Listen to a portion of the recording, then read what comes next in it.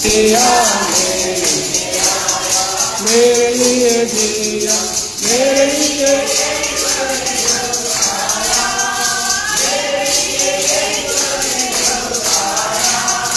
मेरे लिए मारा गया मेरे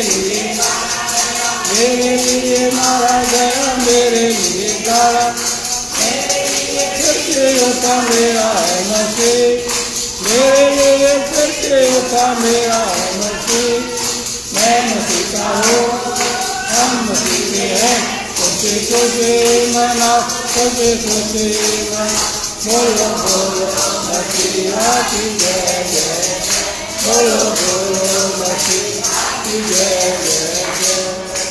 बैठिए आप लोग।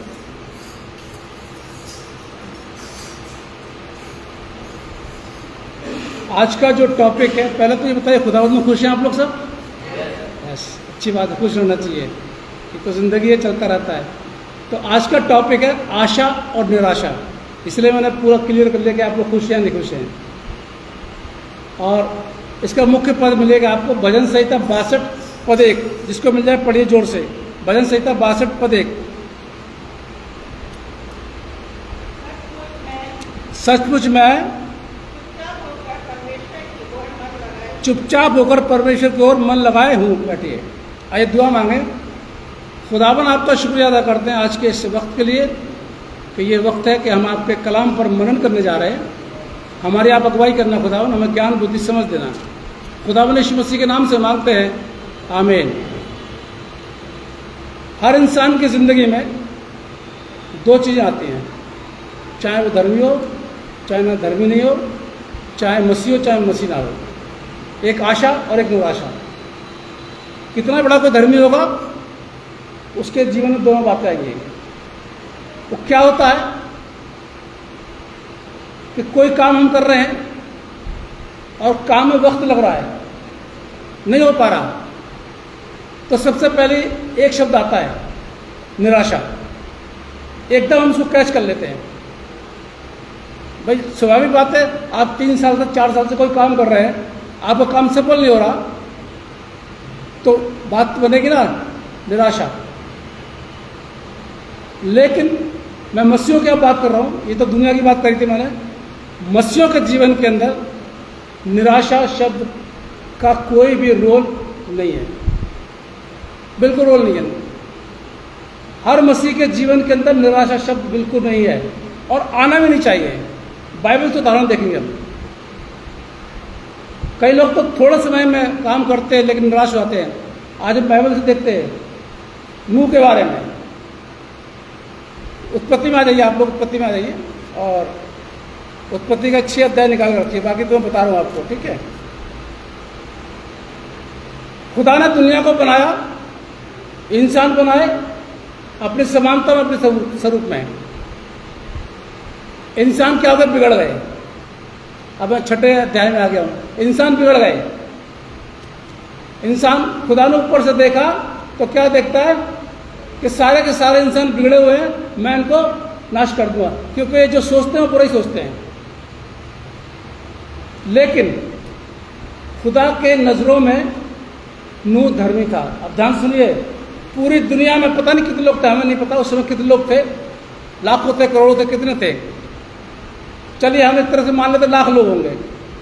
उन लाख लोगों में सिर्फ खुदा को एक नजर आया धर्मी, और उसका नाम था नूह। अब मैं आ गया हूं 9वें पद में। नूह के वंशावली है। नूह के 3 बेटे हैं, बहू हैं 3 और खुद हैं, 8 लोग हैं ये। और खुदा की नज़र नूह पर है क्योंकि नूह धर्मी है। उस समय के लोगों में नूह धर्मी था, उनकी तरह नहीं था। वो जो काम कर रहे थे वो बिद्दत फैला रहे थे, वो बुराई कर रहे थे, लेकिन नूह उनमें शामिल नहीं हुआ, तो अलग रहा बिल्कुल। उसने अपने आप को इन लोगों से अलग रखा, और यही हमारा मसीह जीवन है। जैसे मैं 2 घंटे से बराबर इस बात के लिए कह रहा हूँ कि बुरे लोगों से और बुरी संगति से अपने आप को बचा लीजिए, बिल्कुल बचा लीजिए। कोई फर्क नहीं पड़ता। आपको अपनी जिंदगी, आपको अपनी अच्छाइयाँ, आपको अपना स्वभाव अपने आप चेंज करना पड़ेगा। पादरी साहब या कोई इंसान नहीं कर सकता। आपको बुरी संगति से, बुरे लोगों से, बुरी जगह से अपने आप हटना पड़ेगा, किसी कहने से नहीं हटना पड़ेगा। इतना मैं तो 1 लाख बता रहा हूँ, पर बहुत से लोग थे उस समय, तो जब दुनिया बनाई थी खुदा ने, बहुत से लोग थे। इतने लोगों के बीच में, यानी पूरी दुनिया, पूरे संसार के लोगों के बीच में सिर्फ और सिर्फ खुदा की नज़रों में एक इंसान दिखा, सिर्फ एक इंसान। इंसानों के लिए कितने अफसोस की बात है ना, अफसोस की बात। मान लीजिए किसी चर्च में 1000 लोग हैं, अब 1000 में पादरी साहब की नज़रों में सिर्फ 2 हैं, सिर्फ 2 अच्छे हैं, पादरी साहब की इज्जत करते हैं, चर्च में काम करते हैं, अपनी ऑफरिंग बराबर देते हैं, कोई विरोध नहीं करते, कोई विद्रोह नहीं फैलाते, बाकी सब ऐसे ही हैं। कितना अफसोस होता होगा। कमेटियाँ बनती हैं हमारे यहाँ, कमेटियों में 4 लोग ठीक होंगे तो 2 इधर हो जाएंगे, क्या होगा। हम लोग का पास्टर का पूरा ग्रुप है, काफ़ी पास्टर हैं इसमें, MCI में दिल्ली रीजनल कॉन्फ्रेंस बहुत से पास्टर हैं, सीनियर भी है, जूनियर भी है। अब वो जरूरी तो नहीं है कि सब प्रोटोकॉल पूरा करते हो, डिसिप्लिन मानते हो।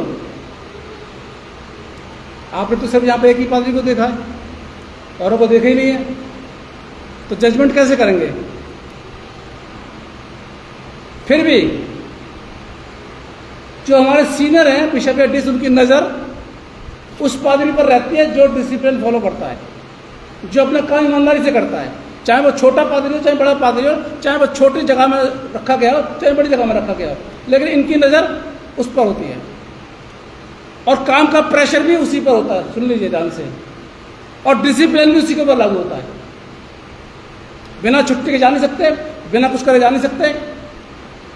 मैंने बताया ना, ईमानदारी का जीवन जो ना आसान नहीं होता साहब, आसान नहीं होता। सबकी नज़रें होती हैं।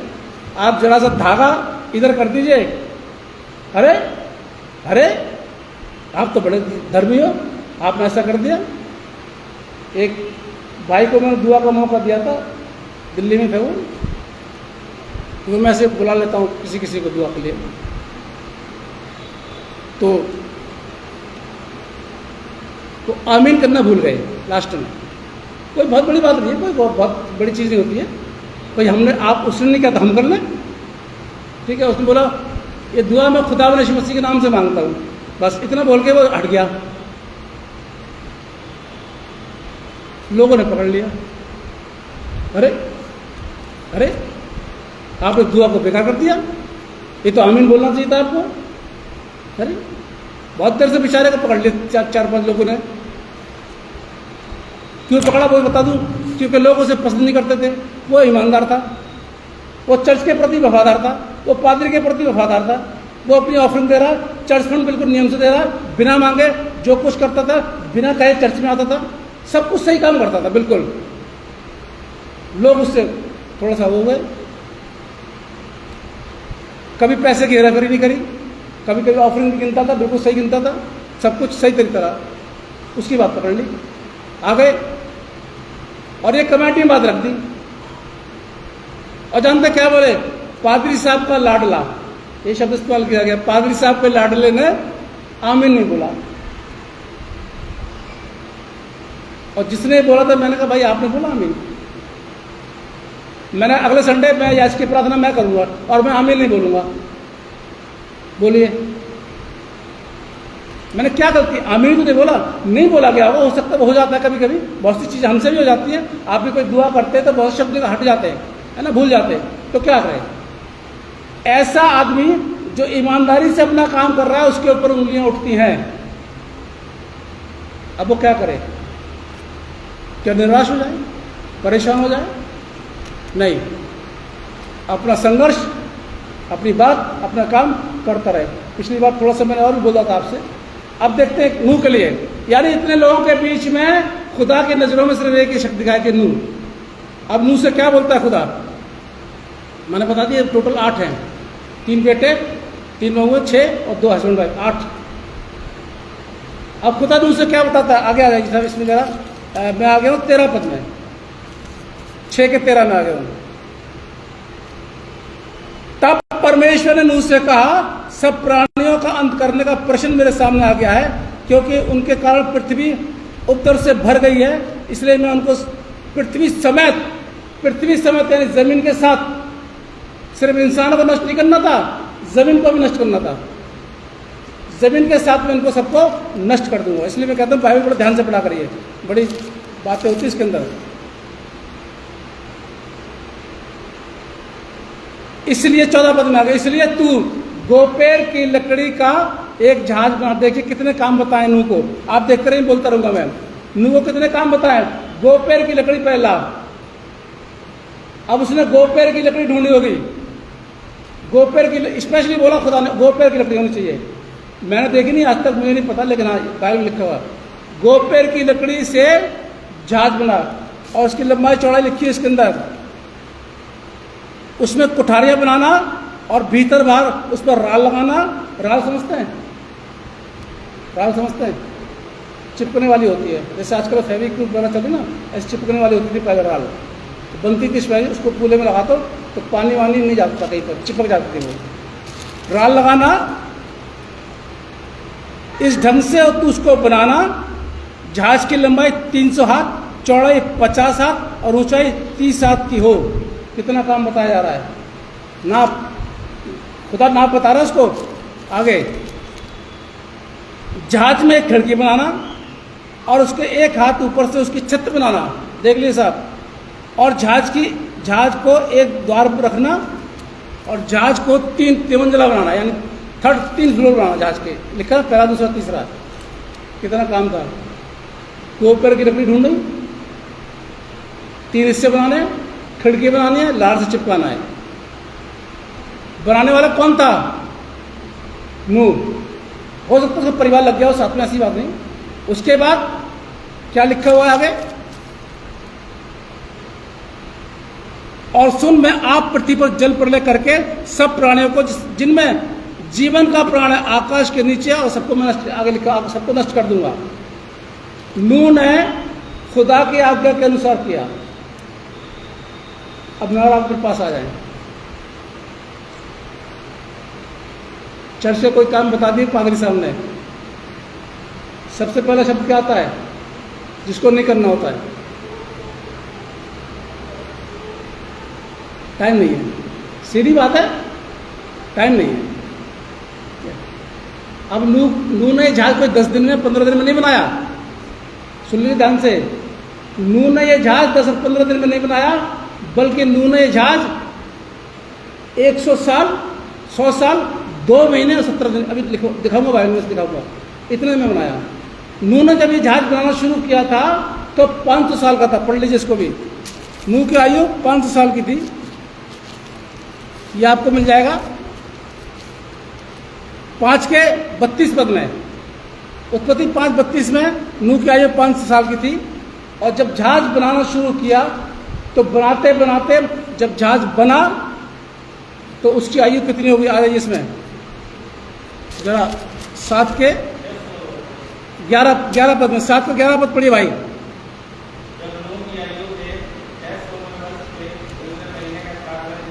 600 वर्ष यानी 100 साल, 2 महीने 17 दिन। कई लोग बोलते हैं पास 120 साल, इसमें ऐसा कुछ नहीं। हाँ, कैलकुलेशन किया होगा तो हो जाता है 120, लेकिन मैं जो बाइबल लिखा उसकी बात कर रहा हूँ। 100 साल, 2 महीने 17 दिन तक ये परिवार जहाज को बनाता रहा। आप क्या सोचते हैं, क्या इसकी तारीफ कर रहे होंगे लोग, आलोचना करेंगे, ठट्टे उड़ा रहे होंगे, अरे अरे अरे अरे कुछ नहीं होता, अरे कुछ नहीं होता, ऐसे सब होता रहता है, ऐसे चलता रहता है, कुछ नहीं होगा, जब होगा देख लेंगे, जब होगा देख लेंगे, आएगी तो बात कर लूँगा, देख लूँगा मैं, अरे कुछ नहीं होता।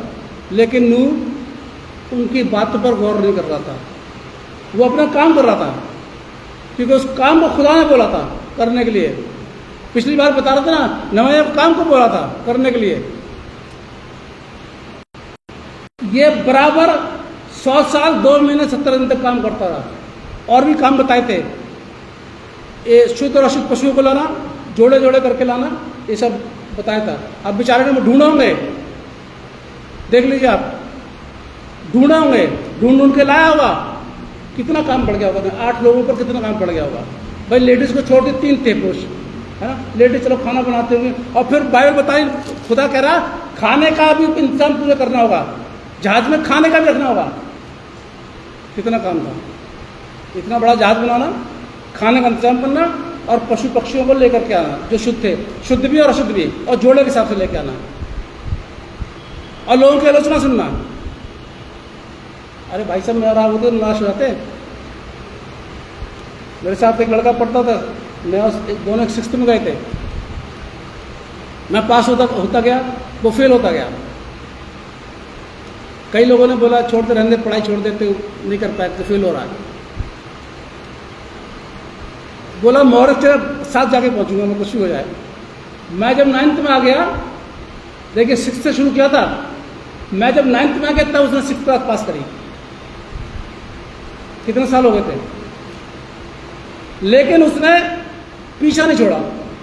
उसने अपने मम्मी पापा से बोल दिया था, हॉस्टल में था, हॉस्टल के वार्डन से बोल दिया था, सर एक्स्ट्रा फीस मिल जाएगी आपको, कोई बात नहीं, लेकिन मैं इसी स्कूल में ये 6th क्लास पास करके दिखाऊंगा आपको। शायद 4 साल हो गए थे उसको, 4-5 सालों उसने पास करी, निराश नहीं हुआ बिल्कुल। और उसके बाद आगे पढ़ा, वो बहुत पढ़ा और बहुत ऊंचे पद पे उसको मिला। अब तो पता नहीं कहाँ है वो, कह नहीं सकता, शायद पहले मेरे सामने बाहर चला गया था वो, बड़े हाई फाई उसके बना वो।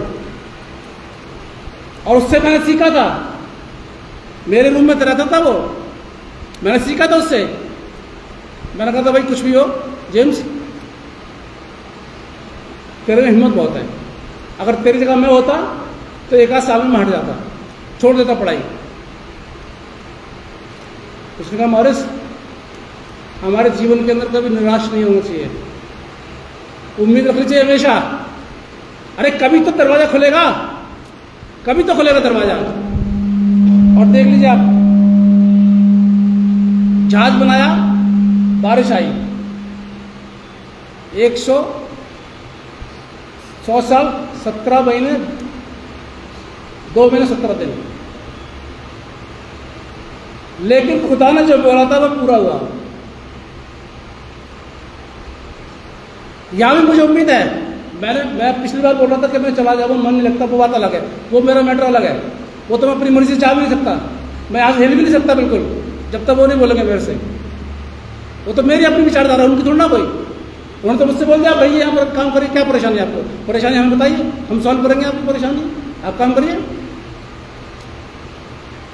मैं अभी तक यहाँ से निराश नहीं हुआ।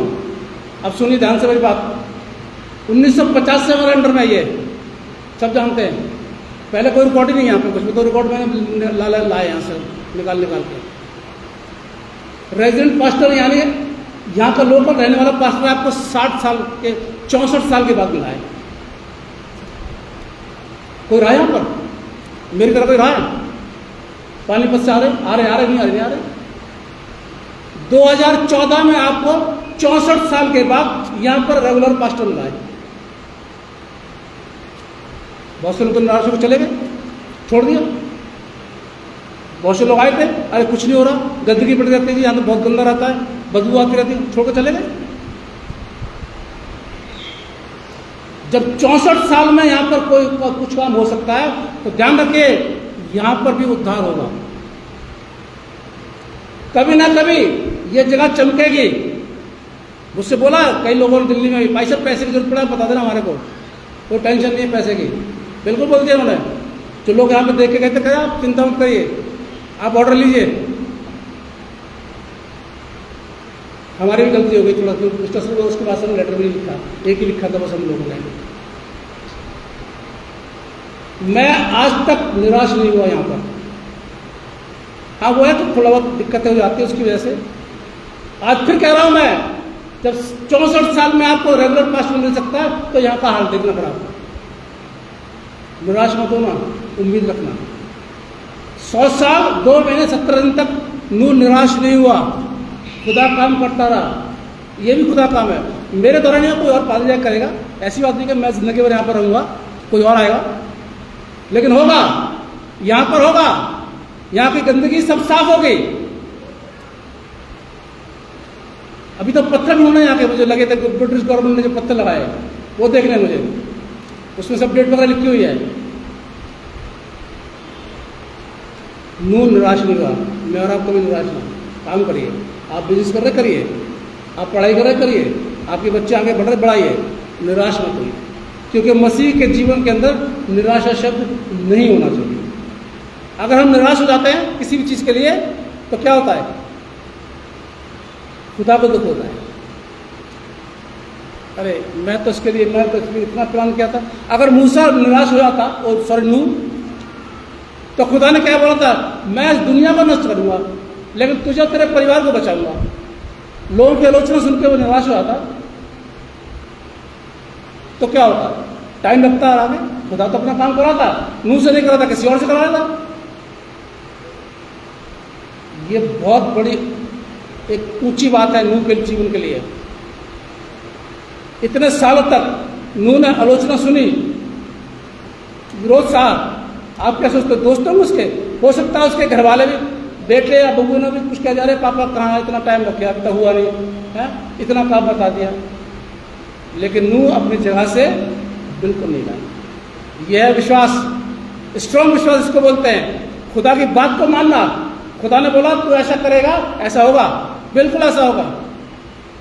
आप अच्छा काम कीजिए, आप खुदा के काम करिए, बिल्कुल करिए, तन से, मन से, धन से, जैसा आप कर सकते करिए, जो भी वस्तुता करिए, अच्छा सोचिए खुदा के घर के लिए, साफ सफाई रखिए। एक वीडियो वायरल हो रहा, देखा आपने? वो बुंदे लगाया हुआ, टेटू वेटू पूरे शरीर में लगाया हुआ है, कई बार देख चुका मैंने, देखा? ये चर्च है, देख रहे हो कोई गंदगी? वो दिखा कर भाई गंदगी देख रहे हो? कोई गंदगी नहीं, क्योंकि ये चर्च है। भाई अगरबत्ती देख रहे हो? नहीं है, क्योंकि ये चर्च है। कोई वो देख रहे हो कि कोई बिजनेस हो रहा है या कोई लेन देन हो रहा है या कोई दुकान लगी है? नहीं, क्योंकि ये चर्च है। मैंने उसको कर लिया, अब डाल दूंगा अभी फुर्सत से उसको निकाल के। नूह के जीवन से मुझको और आपको आज ये सीखना है कि निराशा में और आपके जीवन से बाहर निकाल जाए। अपने बच्चों को भी ये सिखाइए, बेटा निराश में तो कोई बात नहीं, 6th में फेल हो कोई बात नहीं, हो कोई बात नहीं, आगे पढ़ो, आगे पढ़ो। मैं भी पीछे भी हो गया था, कुछ बात हो गई होगी ना, मैं भी पीछे हो गया था। मेरे पापा, मेरी मामा ने बोला पैसा हम खर्च कर रहे हैं ना, तुझे पैसा मैं दे रही हूँ ना, पापा दे रहे तेरे पैसे, तुझे पढ़ने में क्या, ट्यूशन पढ़ने में क्या परेशानी है? पैसा हम दे रहे ना, तुझे क्या लगा? रिक्शे में जा, पैदल जा, साइकिल में जा, तू पढ़ तो सही। हमारे माँ बाप ने हमें बढ़ाया, बिल्कुल यही हमारा जीवन है। अपने परिवार को, अपने दोस्तों को, अपने ऑफिस के स्टाफों को बढ़ाइए, निराशा में मत रखिए उनको। नहीं होगा, अरे क्यों नहीं होगा? होगा, आप करिए, इसको करिए। एक बार खराब करोगे, 2 बार खराब करोगे, 3 बार खराब करोगे, 4 बार तो सही हो जाएगा ना। करिए, ध्यान रखिए, आज की तारीख नोट कर लीजिए। मेरे और आपके जीवन में और परिवार के जीवन में निराशा शब्द नहीं होना चाहिए, बिल्कुल। और खासतौर से यहाँ के लिए, यहाँ पे बिल्कुल निराश मत होइए। काम होगा यहाँ पर, खुदा का घर है ये, और होगा यहाँ पर, यकीन मानिए मेरा। आगे चलते हैं। अब जरा अब्राहम की बात कर लें। अब्राहम को खुदा ने बोला था, जेनेसिस उत्पत्ति 15 में आ जाइए आप। अब बीच का मैंने छोड़ दिया, लंबा हो जाएगा। अब्राहम को खुदा ने बोला था कि इस्राएली लोग मिस्र में 400 साल तक गुलाम रहेंगे, 400 साल तक। उसके बाद 400 साल के बाद मैं इस्राएलियों को मिस्री गुलामी से बाहर निकालूंगा। पढ़ लेना ये उत्पत्ति 15-13 पद नोट करते रहिए। उसके बाद निर्गमन 12-41-42 पद पढ़ लेना। 430 साल के बाद, 430 साल के बाद इस्राएल लोग मिस्र से बाहर निकले। हालांकि वो तंग करता रहा, फिरौन परेशान करता रहा, लेकिन 430 साल के बाद इस्राएल लोग बाहर निकले। नूह ने तो सिर्फ 100 साल काम किया, ये तो 400 साल तक रहे थे यहाँ पर। लेकिन इसराइली निराश हो गए थे, कुछ लोग निराश हो गए थे, कुछ नहीं हो गए थे।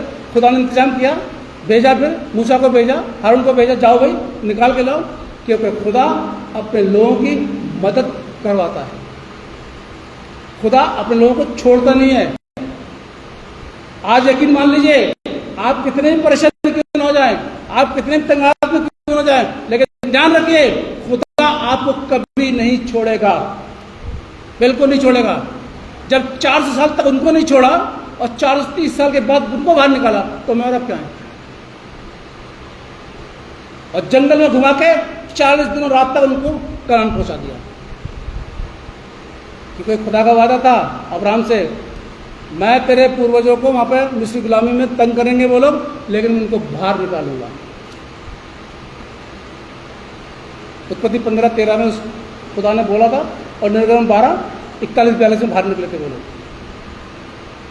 निराशा का जीवन मेरा आपका नहीं होना चाहिए बिल्कुल, अगर है तो निकाल दीजिए। तीसरी बात और कर लेते हैं, यीशु मसीह के बारे में कितने हजारों साल पुरानी भविष्यवाणी करती थी आप सब जानते हैं, आपको नए नहीं सबको पता है?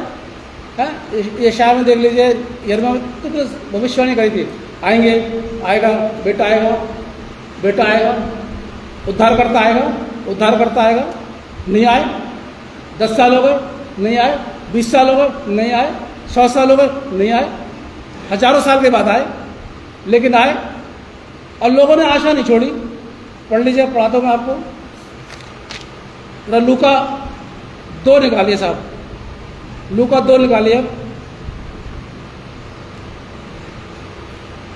एक तो मैं भी निकाल लूँ, लूका 2।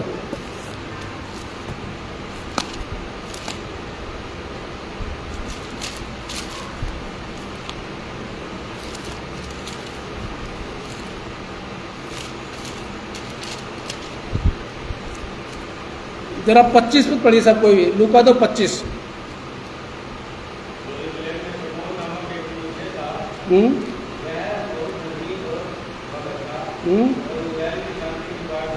इस्राएल की शांति की बाट इंतजार कर रहा था, किसका?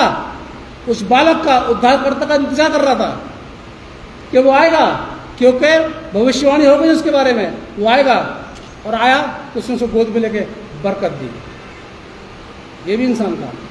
बहुत से लोगों ने यकीन नहीं किया, नहीं किया यकीन, लेकिन किसी ने यकीन किया कि अगर खुदा ने बोला है कि मैं अपने बेटे को भेजूंगा तो भेजूंगा। और कितने सालों के बाद में उनका बेटा इस दुनिया के अंदर आया। कितने साल रहा? 33 साल रहा। 3.5 साल मिनिस्ट्री करी उसने टोटल। बाइबल में 3.5 साल का जिक्र है जो उन्होंने सेवा करी है।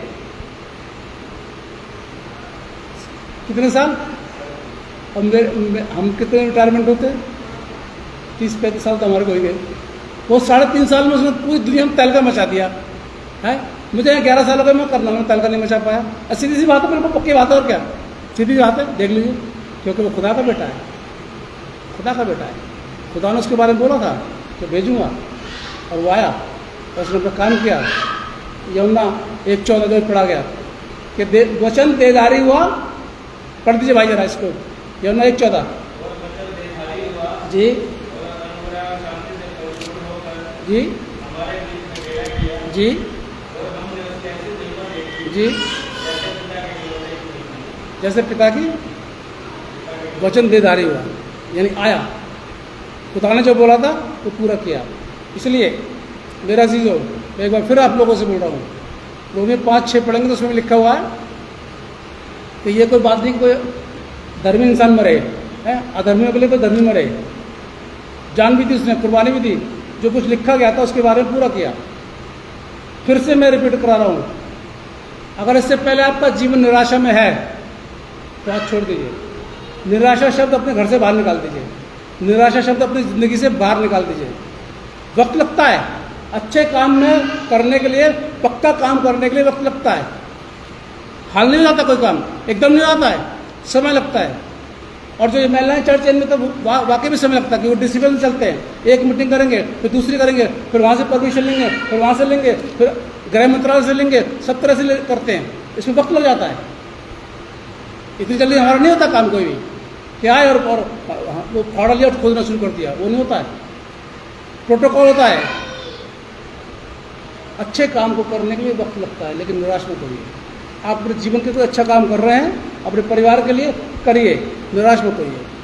आपका बच्चा अगर पढ़ाई में कमज़ोर है, उसको निराश मत करिए। पढ़ पढ़ बेटा, तू पढ़, पैसा मैं खर्च कर रहा हूँ, पढ़ तू। अगर कोई गलत काम कर रहा है बच्चा, डांटिए उसको डांटिए, मारिए, फिर तो कूटिए तब से, अगर नहीं सुन रहा तो। कई माता पिता अपने बच्चों को नर्वस कर देते हैं, वो नहीं होना चाहिए। कई पास्टर अपनी कलीसिया को नर्वस कर देते हैं, जो कि नहीं होना चाहिए। वो मैंने पिछले संडे बता रहा था, वो मेरा अपना डिसीजन है कि मैं जाना चाह रहा हूँ। उनका डिसीजन नहीं है अभी कुछ भी, वो तो कहती करो काम जैसे कर रहे हो, ये मेरा अपना डिसीजन है और उनके बिना मैं जा भी नहीं सकता। और जिस दिन वो कह देंगे उस दिन मैं चला जाऊँगा, जिस दिन कोई इंतजाम हो गया यहाँ पर। मैं आप सबको कह रहा हूँ, मैं इस जगह से निराश नहीं हुआ बिल्कुल, चाहे यहाँ पर मैं रहूँ और चाहे ना रहूँ, लेकिन मैं निराश नहीं हुआ। मुझे आज भी उम्मीद है कि इस जगह का उद्धार होगा, बिल्कुल होगा। आप यकीन करिए, आप देखते रहिए। मैं चला जाऊँगा, आप देखना कि एक पादरी साहब ने बोला था ये वाली बात। अब मैं ये नहीं कह रहा 1 साल में हो जाएगा। बदलते लोग बदलते हैं, सीट बदलते हैं, उन्हें काम करने का तरीका बदलता है। पहले कोई कोच काम करता था, अब कुछ तरीका बदलता है। हर इंसान का तरीका बदलता है। यहाँ पर कोई दूसरा पादरी जाएगा, उसका अलग तरीका होगा आराधना करने का, सरमन देने का, उसका तरीका सिस्टम अलग होगा। हर पादरी का अलग तरीका होता है चर्च को चलाने का। किसी को जल्दी होती है, किसी को देर होती है। बहुत से लोग यहाँ चले गए, रीजन पता चला मुझे, बहुत सी बातें मालूम पड़ रही हैं। बताऊँगा कभी आप लोगों को क्या रीजन तक यहाँ से गए लोग। पर मैं निराश नहीं हुआ आज भी, इसलिए मैं कहता हूँ आप भी निराश बिल्कुल मत होइए। अगर हो रहे थे छोड़ दीजिए आज आप। अभी हम दुआ करेंगे, आप लोग अपने मन में दुआ में करिए, खुदा आज के बाद मैं कभी निराश नहीं होगा। वक्त लगेगा, अच्छे काम में वक्त लगेगा। आप अच्छा मकान बनाते कितना टाइम लगता है, और चोरी छिपे बनाएंगे तो कैसे करेंगे, जल्दी कर देंगे। और सही बनाएंगे तो देख देख के बनाएंगे, वक्त लगता है, लेकिन अच्छा बन जाता है, बहुत अच्छा बन जाता है। इसलिए जिससे कान है वो सुन ले खुदा कलाम। मसीह से क्या कहता है, सचमुच मैं चुपचाप होकर खुदा की ओर मन लगाए हूँ, मेरा उद्धार उसी से होगा। आइए हम दुआ करें। खुदावन आपका शुक्रिया अदा करते हैं आज के इस कलाम के लिए जो आपने हमको दिया। हमने बोल दिया, हम चाहते कि बढ़े, लेकिन इसमें हमारी मर्जी नहीं बल्कि आपकी मर्जी पूरी हो। और जितनों ने आज कलाम सुना है उन सब पर आप बहुत बड़ी बरकत देना। खुदावन यीशु मसीह के नाम से मांगते हैं, आमीन।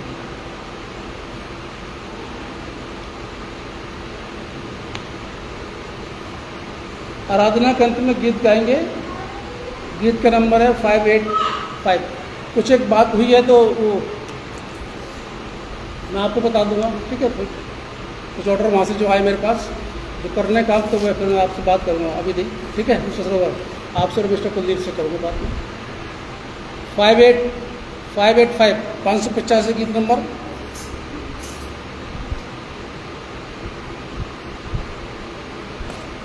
और जमात खड़ी हो जाएगी, उसी के साथ में आज का हदिया ले जाएगा। 585